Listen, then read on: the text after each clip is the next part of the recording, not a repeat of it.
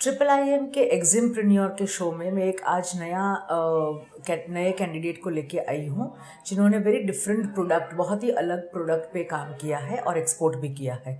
हमारा एग्जिमप्रेन्योर का जो शो है IIM का, वो हमारे ऑर्डिनरी बैकग्राउंड से आए हुए बच्चे स्टूडेंट्स जिन्होंने एक्सपोर्ट इंपोर्ट के कोर्स किए हैं और एक्सपोर्ट इंपोर्ट भी किया है, उनके लिए हमारा ये शो है। इनसे बातचीत करने के बाद हम दूसरों को प्रोत्साहित करते हैं टू बिकम एन एक्सपोर्टर और एन इम्पोर्टर। तो हमारे एग्जिमप्रेन्योर के आज के शो में हमारे पास है मिस्टर जय पटेल। हेलो जय। और जय पटेल ने बहुत ही अलग प्रोडक्ट पे काम किया है। He is are manufacturer cum exporter और उन्होंने MBA पढ़ते पढ़ते अपना एक्सपोर्ट का ऑर्डर किया है। तो ये एक बहुत ही अच्छे माइलस्टोन है, बहुत ही अच्छी तरह से उन्होंने अपना एक्सपोर्ट का ऑर्डर एग्जीक्यूट किया है पढ़ते पढ़ते। This is something which is very good, we appreciate.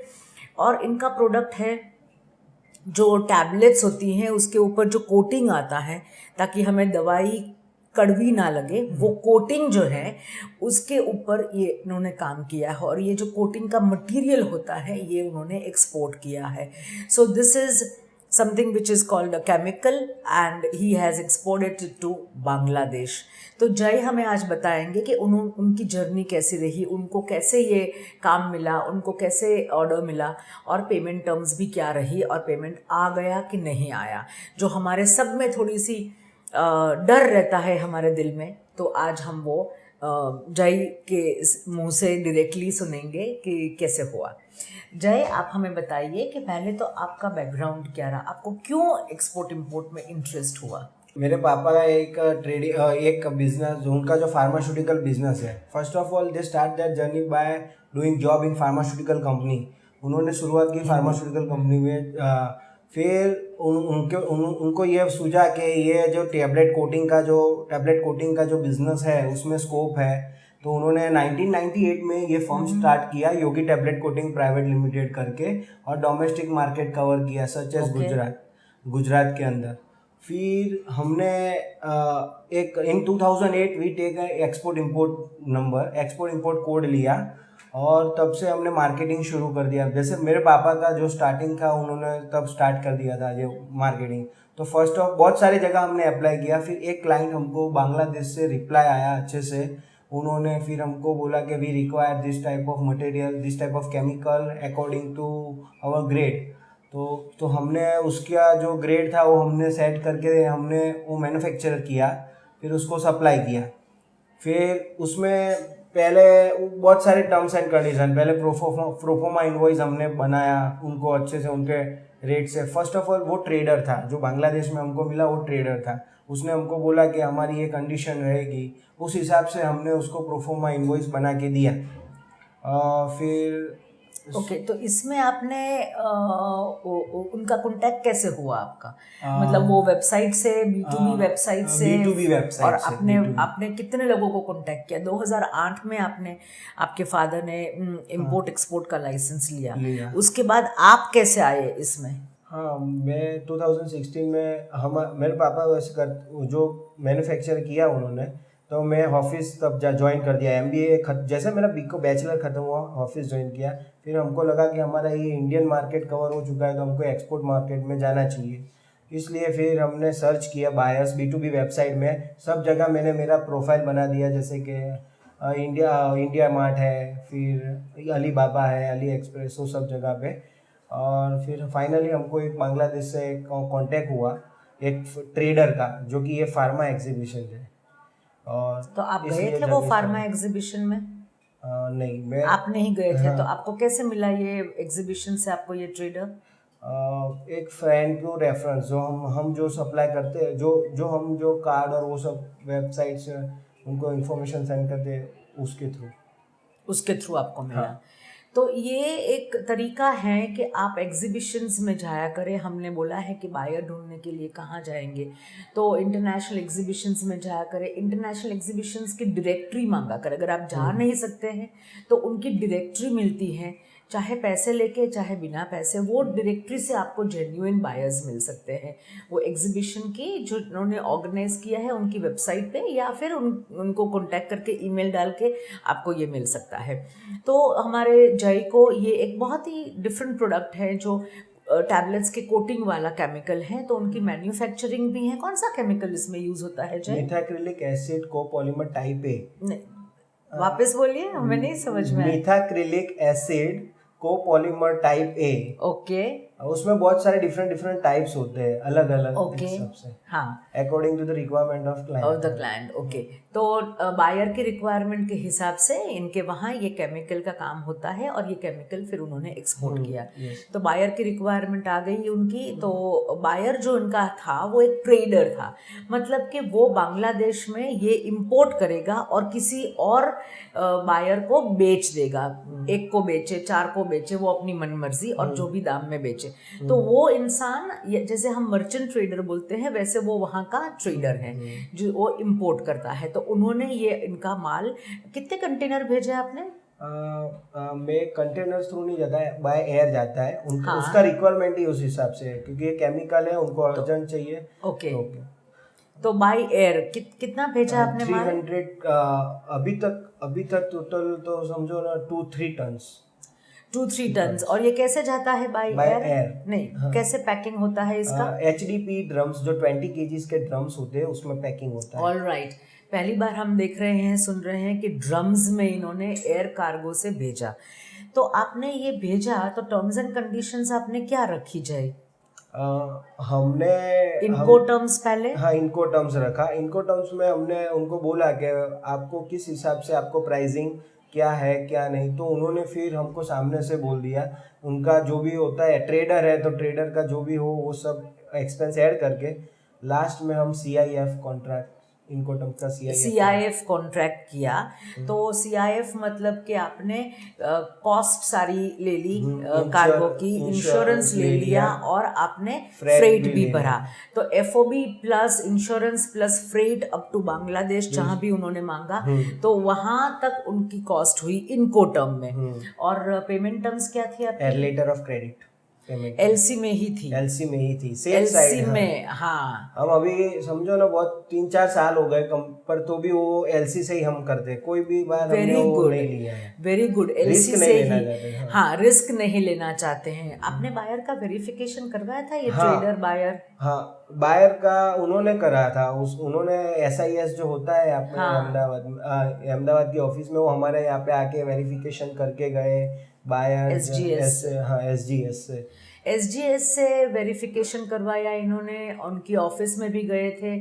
तो ये वेरिफिकेशन सारे बहुत ही ज़रूरी होते हैं, क्योंकि इसके बिना क्या होता है कि हमें जो हमारे सबके मन में डर रहता है, मेरे पैसे डूबेंगे, मेरे पैसे आएंगे, मेरे पैसे नहीं आएंगे। तो ये सब अगर हमने करवाया है तो हमें शांति रहती है, हम सुकून से जी सकते हैं। और इन्होंने इसका LC लिया, मतलब बैंक टू बैंक इनका पेमेंट हुआ, तो आपको 100% पेमेंट मिल गया। हाँ मैम, 100%। सो इन्होंने कौन सी टर्म्स यूज की? इन्होंने CIF टर्म्स यूज की इनको टर्म्स में, और पेमेंट टर्म्स में LC से यूज किया। LC कौन सी ली थी? At sight? हाँ, LC at sight. LC at sight, जैसे डॉक्यूमेंट्स दिखे उनकी बैंक ने पेमेंट करवा दिया। तो ये पेमेंट उनका आ गया। 10 डेज में आ जाता है पेमेंट, 10 डेज में 10 दिन के अंदर पेमेंट आ गया। और पेमेंट आपको कौन सी करेंसी में वहां से आया? US डॉलर्स में पेमेंट आया, US डॉलर में। फिर इनके अकाउंट में पेमेंट आता है, और फिर इनको INR में, इंडियन रुपीस में पेमेंट मिलता है। Foreign exchange bank. हाँ, कितने आपने ट्रांजैक्शंस किए इसी ट्रेडर के साथ? More than 15 transaction. 50 या नहीं, 15 ट्रांजैक्शंस किए आपने। देखो, मल्टीपल, अगर वही इंसान आपसे बार बार, लोग हमें पूछते हैं कि ब्रांड कैसे बनती है, अगर वही बायर आपसे बार बार वही माल मांग रहा है, तो आपकी क्वालिटी के ऊपर उसको भरोसा आ गया, और ऐसे ही आपकी ब्रांड बनेगी। So this is one way of creating your own brand, and faith of quality should be inculcated, आपको डालना है अपने बायर या ट्रेडर के ऊपर कि मेरी क्वालिटी जैसा आपको कोई क्वालिटी मिलेगी नहीं। जय, आपने वेबसाइट बनाई है आपकी? हाँ, वेबसाइट है। वेबसाइट है, वेबसाइट के ऊपर आपकी इंक्वायरी आती है? वेबसाइट के इंक्वायरी फॉर्म्स हाँ हमने रखा है, बहुत नहीं आ रही, पर अभी मैं जो उसका एसईओ होगा वो करना चाहूंगा। अभी मैं फ्री हो गया ऑल राइट, एमबीए से फ्री हो गया तो आगे बढ़ना। डिजिटल मार्केटिंग में अभी अभी डिजिटल मार्केटिंग में तो एसईओ एनेबल्ड वेबसाइट जरूरी है ताकि आपको दूसरे भी बायर्स ऐसे मिल सके और दूसरी कंट्री में भी आप प्रोडक्ट एक्सपोर्ट कर सके। कुछ दिनों पहले ही जय हमारे पास आए थे आई सपोर्ट के अंतर्गत हमें पूछने के लिए कि हम और कंट्रीज़ को कैसे कॉन्टैक्ट करें और कंट्रीज़ में हम कैसे आगे बढ़ें। बांग्लादेश में तो सेट हो गए हैं, नज़दीक हैं, सब कुछ सही हो गया है, पर अभी दूसरी कंट्रीज़ भी इनको एक्सप्लोर करनी है। हमारे पास आए थे आई सपोर्ट के अंतर्गत।